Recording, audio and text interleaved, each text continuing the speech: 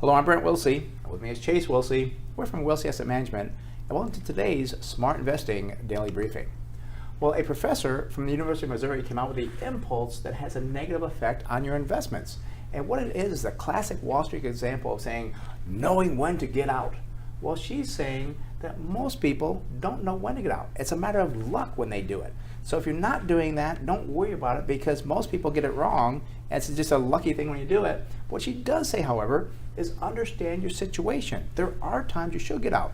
Maybe you lost your job and your liquidity fund is kind of low. Well, at that point in time, you do want to sell some of your investments to make that liquidity fund when you don't have that job. But do not try to time the market was the whole gist of her analysis. Yeah, and understanding your situation is so important. I mean, don't sell all your investments if you don't need to sell out everything. Right. If you have a safety fund, you don't need to sell out, okay?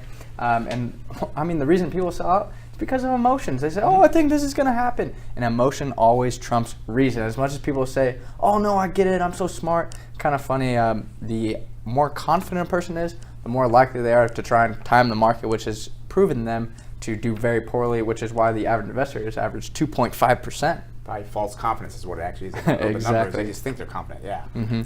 And actually, as you can see here, trying to time the market does not work out. And she actually points out in the study that how you try to time the market back in 2014 during this correction, and you're, oh, I think it's going to keep going down, and you sold out and went to cash, you actually lost out on a potential 15% gain versus the people that stayed the course, understood their companies, and stayed invested during that time frame. Right. So, and again, just stay the course, as Chase says, because it does work out. What you got to do is find the good companies. What we're going to look at today for is a company called Wal-Mart. I'm sure you know the name. They have a current price now on $68.93, 52-week high of $79.94, and a low for the year of $56.30. But some things have changed for Walmart.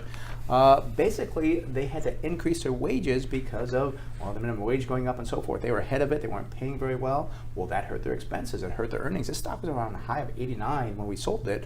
It went down all the way down to like 56 not too long ago. What it's done to them hurt their earnings. They're down 7.8%. We don't like to buy companies with falling earnings. And the industry average, 4.76. But there's more to the story here. Yeah, and one thing that does intrigue me about Walmart is this dividend that they do pay out. Nice 2.88%, much better than you're getting at the bank saving account right now.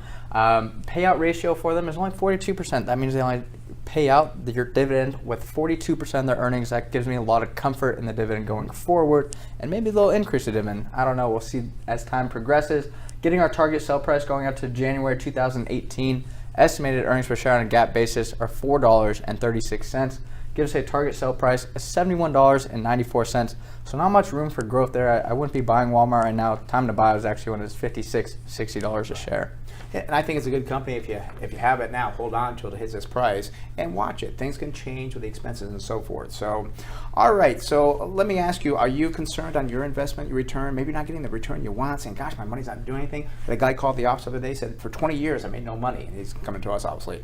Also, too, maybe your broker is not doing a good job for you.